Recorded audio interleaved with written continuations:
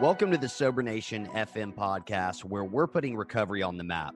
I'm your host, Jonathan Sylvester. This show is brought to you by Sobriety Engine. Do you want to take your recovery to the next level? Do you want more support, community, and fellowship? Sobriety Engine is an incredible free online community of men and women supporting each other in their recovery. You can get a ton of great tips, resources, and guidance to help you succeed in recovery and in life. Visit sobrietyengine.com to join today. Sober Nation FM is also brought to you by Recover Health. If you're ready to get fit and start living a healthier lifestyle, all while supporting your sobriety, then you can learn more about having me as your own personal fitness and nutrition coach at rcvrhealth.com. And whether you're listening to the show on Spotify, Apple Podcasts, or watching on YouTube, please share this with your friends. Follow, subscribe, and leave a review. Nation, let's hop right into today's episode. Today, I'll be speaking with recovery advocate and speaker, Rich Walters. Thanks for coming on the show, Rich. Thanks for having me, brother. Absolutely, man. Really glad to have you here. And I want to jump right in. I know our listeners want to hear a little bit about your background and your story. So tell us what was going on before you found your way into recovery. Like, what did your life look like, and how did you eventually get sober? Well, I don't have a typical broken home story. Mom and dad are still together today. I That's come awesome. from, yeah. And, there was a lot of, turmoil and stuff like that, just emotional and verbal stuff in the house. But overall, it was pretty normal. American home. I played sports all year round. I had a lot of friends. I didn't have any problems fitting in or anything like that. And then I just fell in love with drugs and booze, man. At 13 years old, I did. Yeah. There's no other way to put it. I fell in love with it. I didn't realize how bad I hated being sober until I was loaded, and then I didn't ever want to be sober again. And so I didn't. I wasn't. For 21 years, I just partied and partied and partied and partied. And for the first, I'd say 10 years, it was a blast. Okay. It was. I mean, I had a blast. I had a blast longer than 10 years, but the first 10 years, it was really very little consequences. I went to college, graduated college, played college football, was a socialite, social person, always at the clubs and stuff like that. I grew up, in the clubs and in the bars and stuff. And that time period was a lot of fun. And then it quickly just spiraled out of control. The last 11 years, man, just trashed me. I mean, trashed me. What in alcoholism is progressive. It started off with alcohol and weed, ultimately ended up with me shoving a syringe into myself, injecting research chemicals, trying to, basically find a way to forget how bad my life sucked. Yeah. And this went on for a long time, ended up getting arrested, several times for serious charges. And then April 28th, 2014, the power of God stepped into my life and separated me from drugs and alcohol. And I just, I hit the ground running in a 12-step fellowship and never looked back. That's I awesome. absolutely fell in love, with recovery, man. Just like it was one of them deals, dude. I had that type of spiritual awakening. I had that type of spiritual experience because I had never tried to get sober. I wasn't one of these guys that you hear about that put together 30 days or 6 months or 3 months. Bro, I stayed smashed Yeah. for Yeah. 2 days. Same here. Like when I hear about Yeah. people with like stretches of No, a that didn't month, happen. it's amazing to me. Yeah. Yeah, dude. I stayed smashed through every trend too, hmm through every single trend. The powder cocaine, crack cocaine, pain pills, Suboxone, methadone, heroin, meth, ice, research chemicals. I just rolled right through. Yeah. Kept And going. yeah, dude. And I'm very blessed and fortunate that I actually lived through it, because by all means, I probably shouldn't be alive. I know I shouldn't be alive.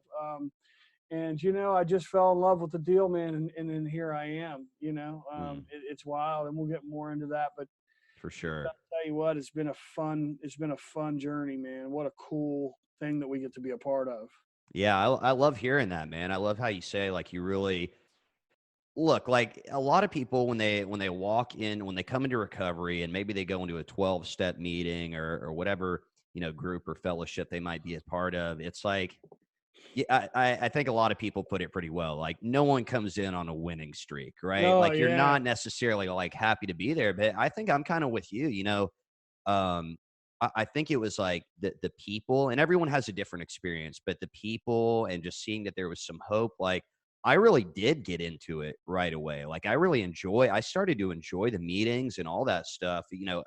Really all of it right away. There's a learning curve to some degree, but I think one of the things I just want to say real quick is I really appreciate how you mention it and you're just honest about, man, we got high and we drank because we liked it, Loved it. and the big book of AA talks about that. Like, we do that because we like it, and I know that the first time I heard people in meetings say that, I was like, well, no, but I'm supposed to hate it.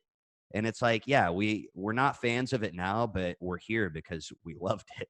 The problem is, dude, is that I still love it with all my heart. The Mm, problem is that I love it more than anything else in my life. And mm, once I get wrapped up in it, and I start to experience that mental obsession and that physical allergy, I can't stop. No matter how great the necessity or wish, choice is gone. And so that's the problem, dude. Is that once I get started, there's no stopping, and it okay. doesn't matter how bad I want to stop, I won't be able to do it. And so just being that I got stopped long enough when I went to treatment, dude, was like seriously, just like it was a divine intervention, dude. It was an act of providence because, dude, I could not stop.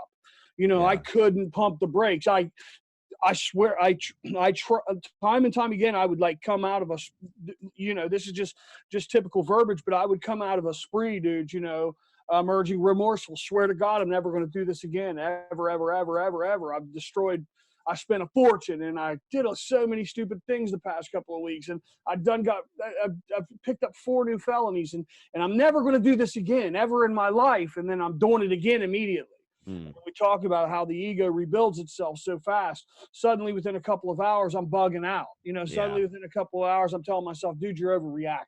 Right. Right. Well, You're and I overreacting. think You you and I were have to talking back it. about this the other day, right? It's like Yeah. sometimes one of the worst things, although we want to feel better and we do feel better eventually, and that should be part of this. Sometimes one of the worst things is us starting to feel good right away because then Oh, dude. exactly we're like it was a fluke, right? Like this is just, it was just a bad run, some bad luck.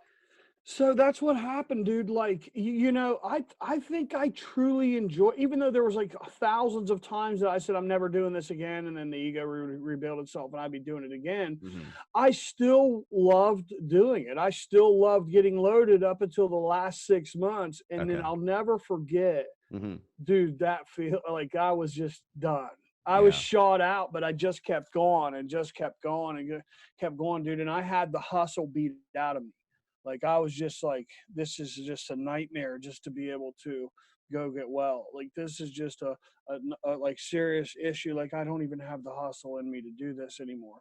I was like beaten into a state of reasonableness, and then Mm.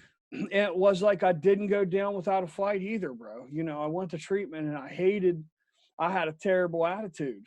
Terrible, dude. I was like, I probably would have been voted least likely to stay sober in treatment out of all my peers. Mhm. I know I would have. And I experienced some serious humility in there, dude. And then while I was in there, I got indicted, which really, really, really helped me because I was like, dude, if I don't stay sober, they're going to stretch me out in prison. Like Okay. this time for sure, because every other time I knew I could beat the charges. I knew that if I went after them, I could be.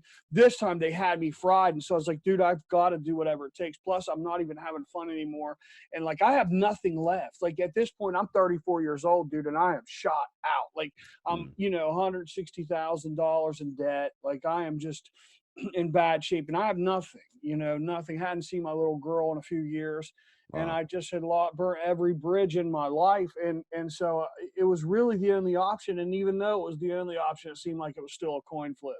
Mhm. Like it's like go on, to the gates of insanity or death or accept spiritual help, and we're still like, let's flip a coin. Well, yeah, Like this is yeah. yeah. I'd like to ask you about that because, I know everyone's story is a little different, and maybe you got brought up going to church and stuff, but I just want to ask you because you're touching on, the spiritual aspect of all this. You're touching on, your relationship with a higher power. It's everything, bro. So is that something that was there before you got Well, into using? I mean, okay, so like growing up, dude, I had like parents that would like instill prayers into me and God and stuff like that, and talk about like how yes, Jesus loves me and all that. And I was Catholic, and so I'd go to church like basically on holidays, not really like devoutly, but I remember as a kid saying like yeah, like Jesus prayers and stuff like that, bro. And I'd go to sleep like peaceful and feel clean as a little kid, doing that stuff.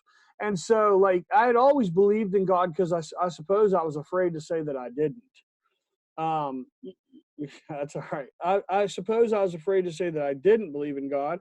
So when I came into recovery, dude, I never had a real connection with God. I never had a real relationship or anything like that. But I was in a position, bro, where I wasn't in a, I didn't have the liberty to be able to argue whether or not there was or there wasn't, bro. I was done, dude. Like I had fried myself. I had failed completely as a father, as a son, as a friend, as a brother, as a businessman, as an alcoholic, and as a drug addict completely. And this was the last stop on the block. This was the last house. And so I didn't have a choice. Dude was like, we're going to do some praying. Okay, whatever you say. I'm willing. Like, let's just do it. Whatever I got to do, I'm going to do, and I'm going to hate doing it. And a lot of the suggestions I didn't do, but, because I was rebellious by nature. And I came back to those things, bit me in the butt later on. And so I had to make changes and adjustments, from there moving forward. But yeah, I always had that fundamental idea of what God was, and I had like moral conviction. I knew right from wrong, so on and so forth. But dude, I'd never been connected like I've been connected since I got yeah. That's awesome, man. Yeah. And man, you really just told my story. Like same thing, raised Catholic. I mean, I went through the whole like confirmation thing and all that, did all that stuff, but I wouldn't say that I had any type of relationship with a higher power. And of course, the thing that really struck me coming into a 12-step program was this idea that like, hey, it doesn't have to be your parents' God. Like this is your own relationship. So that was the coolest thing in the world too. yeah, so I want to ask you, man, because you talk to a lot of people. So um, if someoe's listening to this right now and they're still kind of new to this deal and they're like, okay, look, I'm kind of like where you and I both were. Like, I'm willing to give the spiritual aspect of the shot a shot, but I'm really struggling with it. Were there any suggestions that maybe you got as a newcomer, or that now you give to newcomers to kind of help them, get connected and start working on this relationship? Yeah, there's several. I mean, so the big book tells us that we don't even have to believe, we just have to be willing to believe.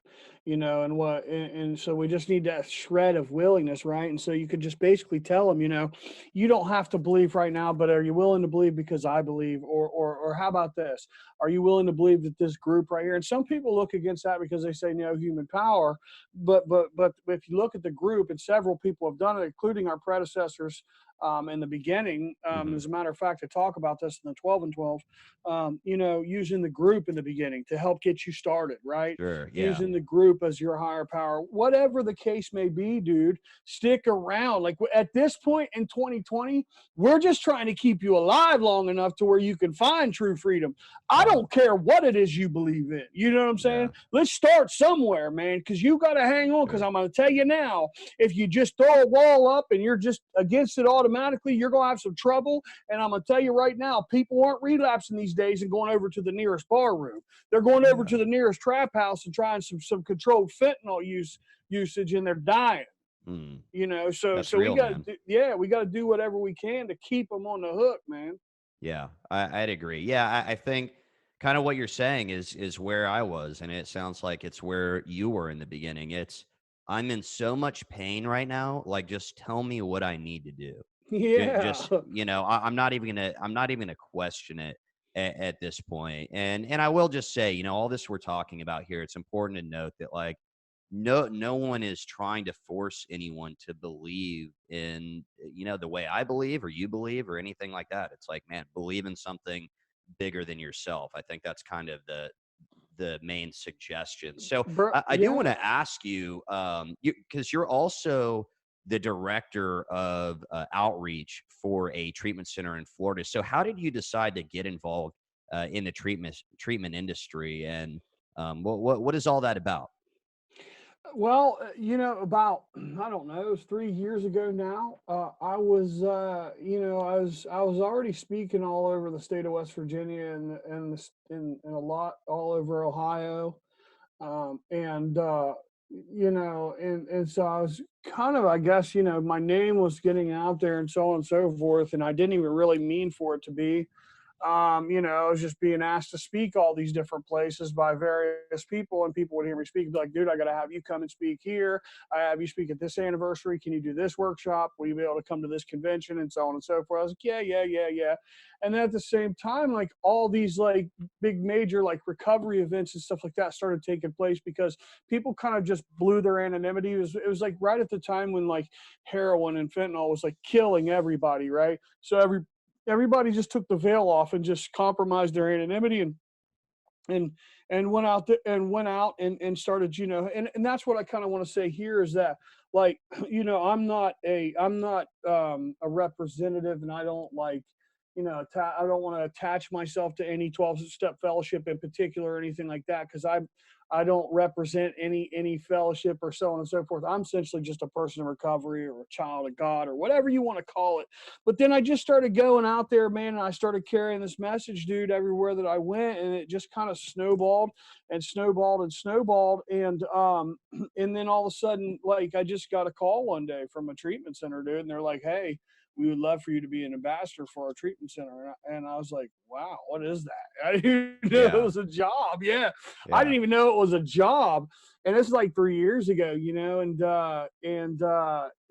I was making like crumbs, dude, but it was still like the coolest thing in the world because I was essentially, I had a job getting to do what I love to do hmm. already, Yeah, and that's cool. so, and I ended up having to learn, the hard way that some people, that not everybody in this industry has a heart in the same place that I do. And Yeah. So I want to ask you about that, man. I mean, that's kind of where I wanted us to go here for a second. Is there's been a lot of changes made in the industry lately because of a lot of, shady stuff going on, right? And yeah, what changes, if any, do you think should be made? Like, what should we be doing differently to make sure that this is an honest industry, that people are being treated right, not taken advantage of, but also that we're doing a more effective job of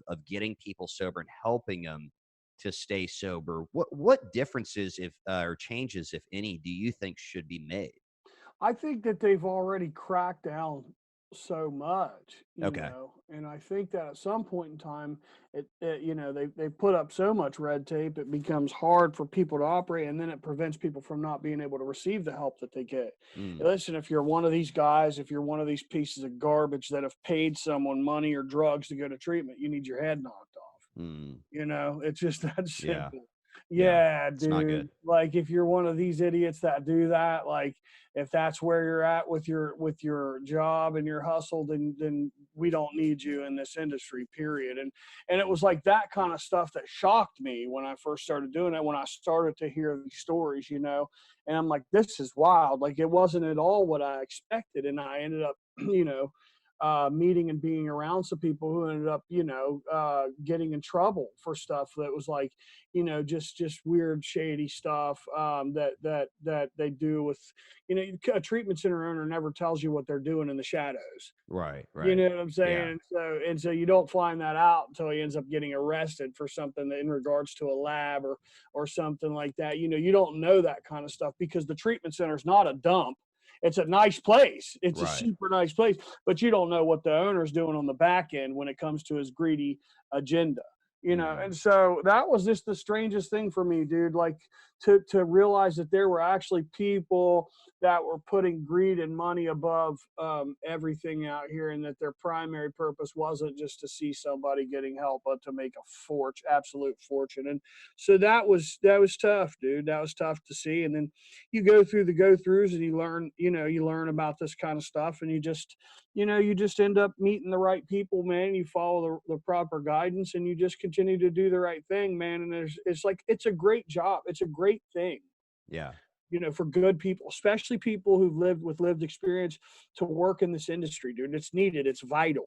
And if it ever is, and there's a certain time when these idiots that have done all this bad stuff are going to prevent good people from being able to help really sick people. And that sucks, dude. That's a problem. But right now, man, I just do my thing, dude, and just help as many people as possible. And just always tell people, like, anybody new that's getting into this, man, don't allow any the love for money or the love for anything else to blind you, man. Always keep God first, and everything else will just work itself out, in this whole deal. Because there's a lot of good places, dude. I mean, there's a lot of excellent, just phenomenal places, for people to go to treatment, dude. I'm not sitting here knocking the treatment center industry by any means. I absolutely love it. Sure. Love it.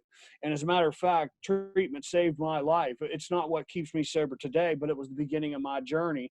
And the fact of the matter is that it's needed. And people are needed out there to represent treatment centers. You need ambassadors out there. You need these people out here. You need this stuff like that, because, dude, there are 23 million people suffering from substance use disorder, and last year only 2.2 million of those people made it to treatment. That's less than 10%. That's a problem, dude. That's a problem.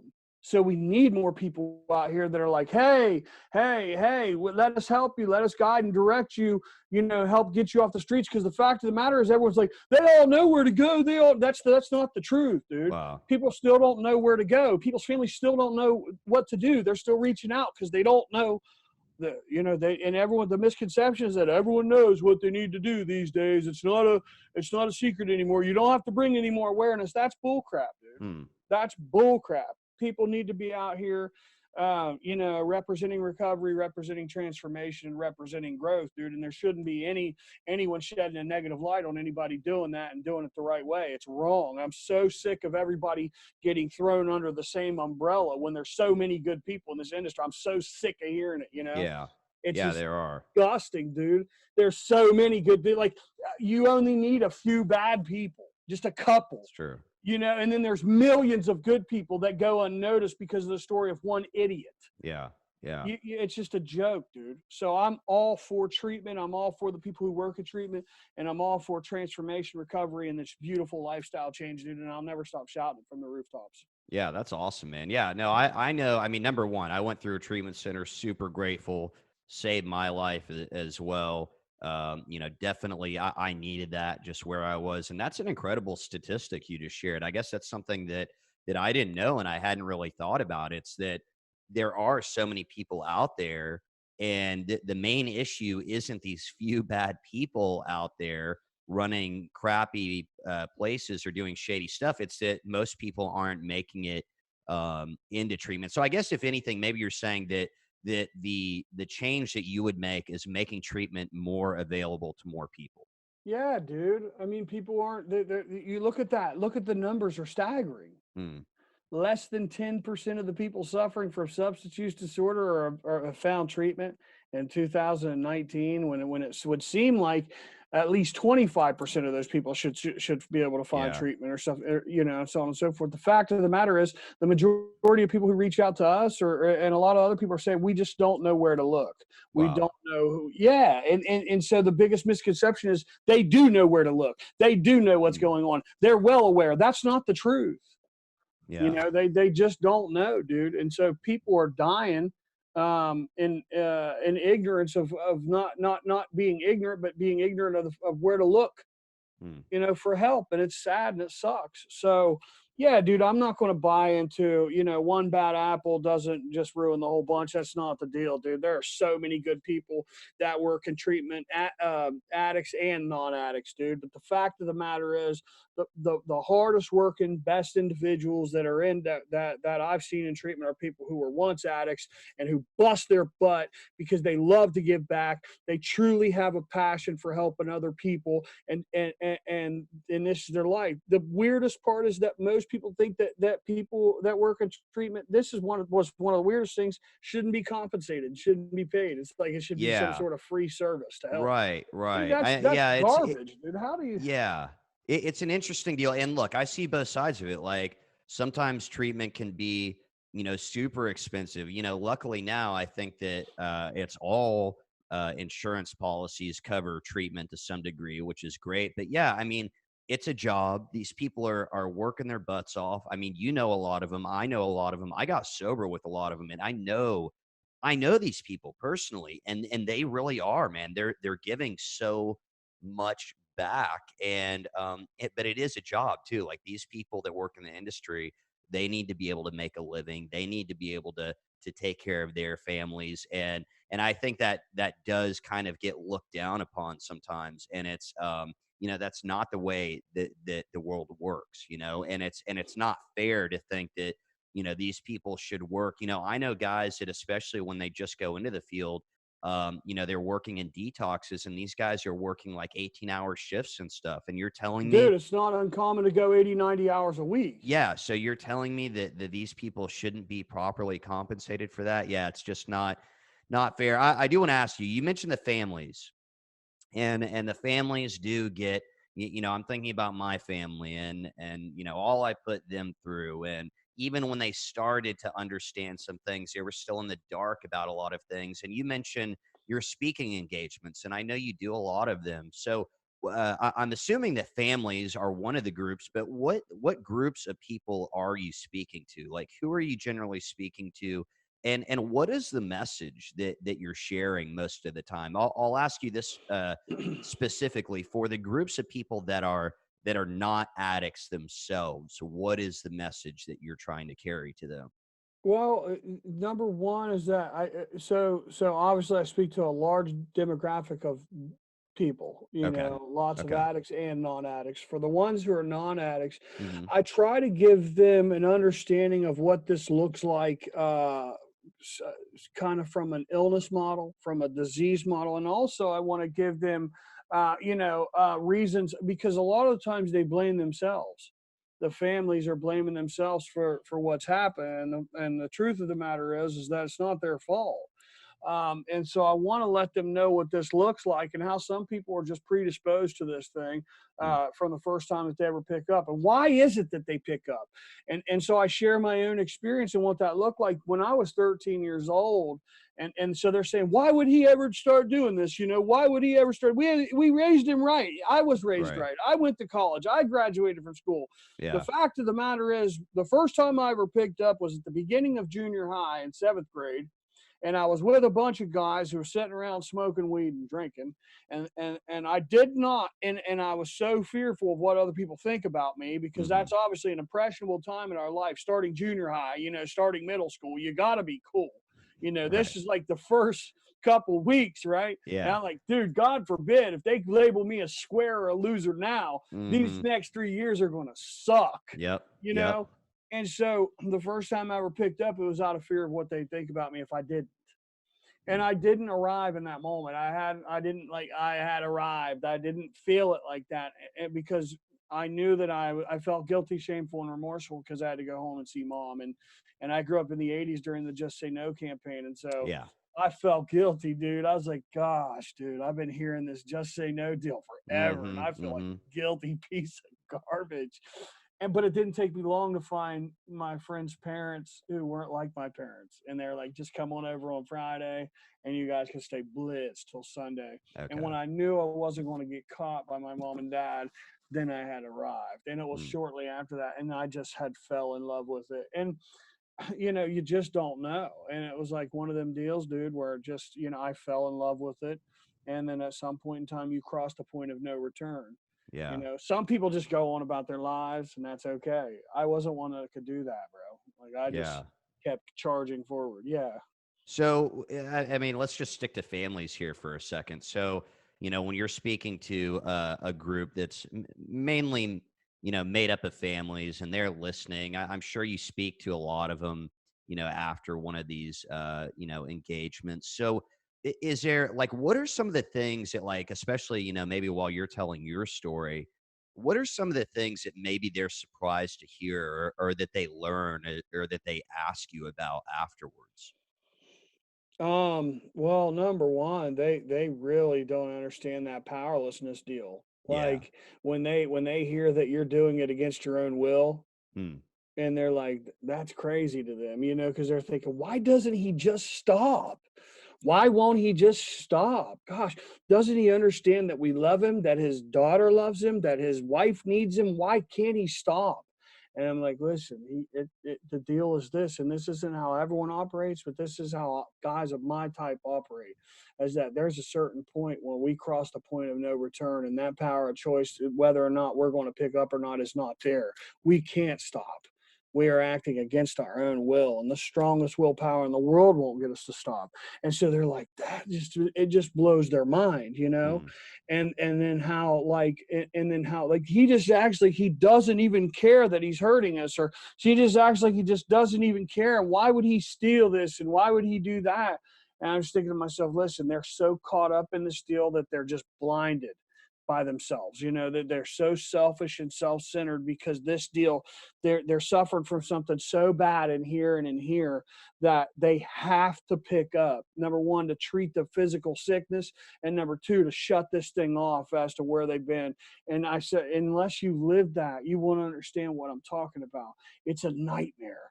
It's not that they want to hurt you.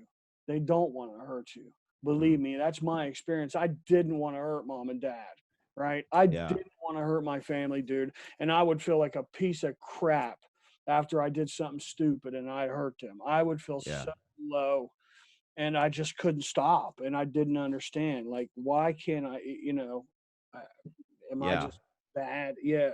I get it 100%, and that guilt and that shame, that kind of, as much as we don't want to do it, it helps fuel the fire of that addiction, right? And we just, Yeah, we dude. keep doing it. So I also want to ask you, I know you also speak to law enforcement occasionally.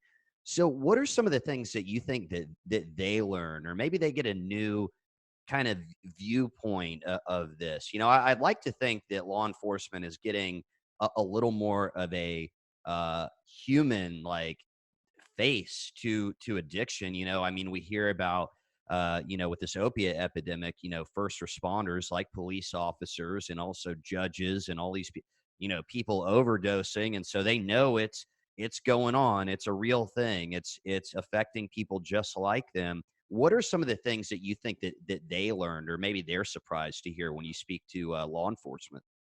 Well, I think, the biggest part is them learning that a lot of their own suffer Yeah. from this deal. They're like, what the heck is going on? Mm, mm, And that's the biggest issue, is that the stereotypical image for a drug addict or an alcoholic throughout time was this homeless bum on the corner. And that's just not the truth, dude. And it hasn't been the truth for a long time. And a lot of people are suffering in silence because of the stigma. And these are people that have professions, people that are in professional positions and so on and so forth. And there are a lot of them. mm. My God, dude, if I could tell you some of the people in this area that's reached out to me over the past, almost 6 years, it would shock you. I mean, and it would shock anybody else. That's something that I keep to myself to protect those people, because I know what it's like. But yeah, dude, the hardest part for them to understand is that, listen, this could be, I think what shocks them the most, and they're already past that, is that this could be any of us. This could happen to any of us, including their own. And it does happen all the time. Another thing is that it's strange, dude, because this war on drugs is a failed war. Okay, it's been a failed war. It's never worked. We tried to arrest our way out of this deal for a long time now, and it's never worked, right? So now they're going towards a new approach, which is alternative sentencing within the system, and that they're tired of throwing drug offenders in prison. It's not treating what's going on with them. Prison and jail doesn't treat the underlying issues of drug addiction and alcoholism, and it just keeps perpetuating, and the same people keep ending up back in this cycle over and over and over. And now to the point where it's becoming so expensive for taxpayers, they're diverting everybody to alternative sentencing, which is why there's been an influx in treatment centers, which is why there's been so many treatment centers opening up and so many beds popping up, is because what they don't understand is this is the side effect of the system saying we can no longer put these people in prison or jail because it's not working, so we need to put them in treatment. Well, if you need to put them in treatment, then you need more treatment beds. And this is really the reason why treatment beds are popping up all over the country, is because we need them, dude. You need to try to get people treated for what's going on with them, and try to get it, fixed so it doesn't repeat itself constantly over and over and over and over. So, that's been one of the deals around here now for a while. People were complaining about housing drug addicts. They were complaining about being, it's a complaint in every angle you look.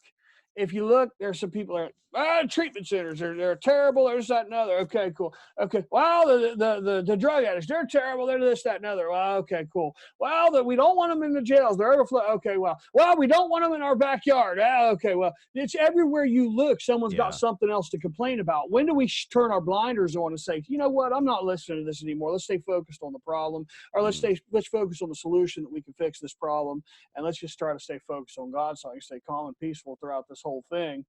And it's like, dude, you're never going to get the praises from Joe Q or John Q Public. You're just not, dude. And so they're pissed all the way around. There's nothing you can do about it.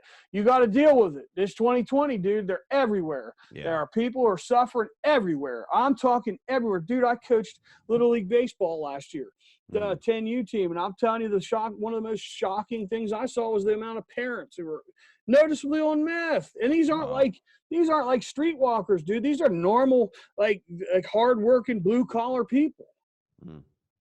Yeah. Times have changed, man. That's for sure. But drastic. Hopefully we're moving in the right direction. And this is one of those deals where I think it's just it kind of sucks, but we have to learn as we go. Yeah, we're learning on the fly, because it's like the deal that we're in right now. It's like the pandemic that we're in right now. Nobody's ever dealt with this. Nobody has experience in treating something this bad. Yeah. Right. And so this is what's happened with this whole, addiction epidemic that's taken place over the past 10 years. Nobody's ever dealt with something like this. They don't have experience to share with us on this scale. So we are literally just learning on the fly. Yeah. And the problem is there's so many finger pointers along the way, because people are failing on the fly because they've never tried it before, and that's okay. Stop beating them down. At least they're trying. Some people are just mouthpieces on social media, whether it be about treatment centers, whether it be about drug addicts or whatever. They just yap all day long. They do nothing to help anybody. They do nothing to help the problem. All they do is yap and take exception with people and take shots at people. Those are the people I don't want in my life. Yeah. I want the solution-based people who are like, okay, so this isn't working. Let's try to fix this. Sure. Let's try to do this. Let's try to help somebody today. Dude, I'm over this whole taking shots at people all over. So, it's such a joke, dude. And anybody who lives like that on a daily basis has to be the most miserable human being ever.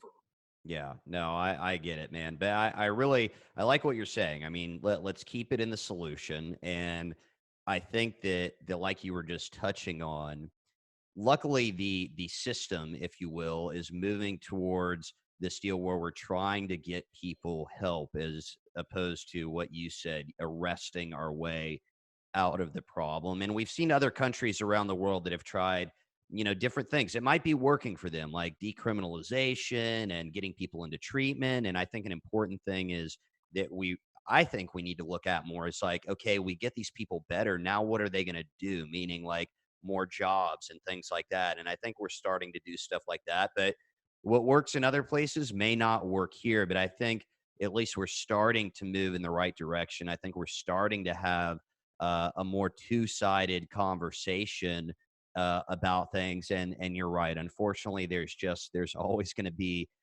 complainers, and there's going to be complainers that aren't really, they're just complaining and they're not doing anything one way or the other. I do want to ask, speaking of, you touched on social media a little bit there. You have a huge following on social media. You and I were speaking the other day about how many people reach out to you the other day, and you gave me a pretty big number, and you said you have to, you've got people helping you out with that. Honestly, I wasn't that surprised. Like, I get that, that you would have a ton of people reaching out. I'm guessing that, you've got people reaching out to you saying thanks for what you do. I'm guessing you've got people that reach out and like maybe you were saying, hopefully there's not too many, but don't like what you do. And I'm sure that most of the people that reach out to you though are having a tough time. So Dude, what are the people that are struggling? What are they saying? Like, what is it that they're struggling with? dude, I've sit here and tell you, it's like the biggest pendulum. It's all the way from a mother walking in and finding both of her adult boys overdosed on the floor and freaking out. They've been overdosed for about a little while now. And so they're both starting to turn blue. She freaks out because she finds them, and she runs to the area where they kept the Narcan, and she finds one unit. And and they lived in an area where the squad wasn't going to be able to get there quick enough. She had to make a decision which boy she was going to administer with the Narcan, and she did, and another one died. Hmm. That's one of the, that, all the way to a 9-year-old girl, as a matter of fact, in Houston, Texas. Hmm. Started doing heroin and meth and started pimping herself out at 10 years old. Jeez. All the way from that to mom's a school teacher, and she's taken too many pain pills, or she's taken too many Xanaxes, and the husband's getting ready to leave. Yeah. Or it's like a lot of first responders reach out and thank me, because they see this deal, and they're like, thank you so much for being a voice that's haunting what we have to live through on a daily basis. And because they're not just seeing it from like the lifeless standpoint of the addict who overdosed, they're seeing the 3 or 4 or 5-year-old kid standing 8 feet away, crying their eyes out, saying, mommy, wake up, you know. And so there's nothing, dude. People just act like this whole deal is, and this is what we do 7 days a week. We Hmm. counsel people and do as much as we possibly can to help. And we help them right where they are and help them, get the help that they need, regardless, dude. We have endless resources that we're Hmm. able to guide and direct people to, and that's what we do, man. And it's so it's fulfilling. But daggone, dude, it's grueling sometimes when you hear something. There's very few things that really rock me, because after a while you become almost desensitized. Hmm. And it's not because I mean to be. It's just like one of them deals where it's a coping mechanism the human being will go through to protect themselves from going insane. I get it. It'll just shut. They have to shut down, Yeah. and they can't invest too much emotionally into all these different stories. And then but there are some, dude, that will just come along, and I'll call and speak to them, and it will smash you, bro. It will just be like, oh my god. So these people that are reaching out here, that maybe they're newcomers. I mean, what are some of the mistakes that you think they're maybe making early in recovery? What and maybe I think you touched on. Look, we're not going to do this thing perfectly. Every I think we can all agree upon Oh that, right? yeah. And you said there were some suggestions that you didn't take yourself. What are some mistakes maybe that you see people making, or someone reaches out, they're like, I'm struggling. You talk to them for a second, and you're like, man, you might want to take a look at that. What are some of those things? Bro, it's the typical gym story. And the big book, it's the typical Jim story.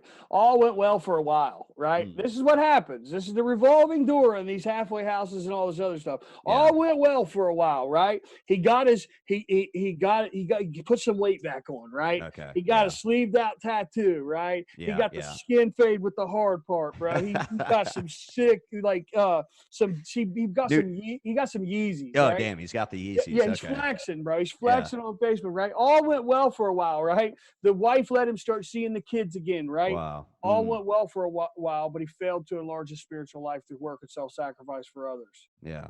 And he went back out. Except this time, he's not going to go back out and stay on a bar stool for 5 to 10 years of misery. This time, he's going to go out maybe 5 to 10 hours, 5 to 10 days, 5 to 10 weeks, 5 to 10 months. And he's going to shoot a hot shot of dope and he's going to die. That's what happens. They're not taking it serious. Drugs and alcohol aren't the problem. Selfish and self-centeredness is the problem. How do we combat that? By being selfless and self-sacrificing. Go help somebody.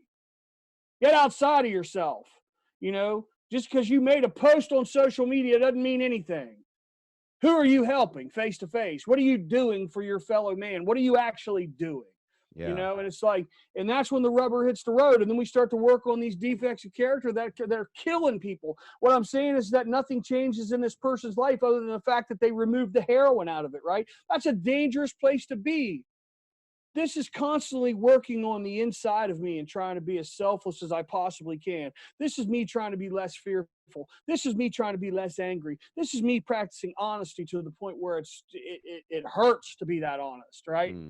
This is all kinds of different things, you know? And so, you know, it's just throw yourself all in. Whatever recovery program it is that you pick, make yourself at home and stick around. I say this all the time. I don't know about how anybody else partied, but dude, when I was on the streets, I was all in. I was like not 1 foot in the streets and 1 foot in the rooms, right? Because I never even knew what the rooms was, first of all. But I was all in. So when I come here, dude, I got to be all in. I can't half step. I can't be a fence rider. I have to be all in. How much of freedom do you want to know? You know, how much of God do you want to know? And that all comes down to the personal responsibility.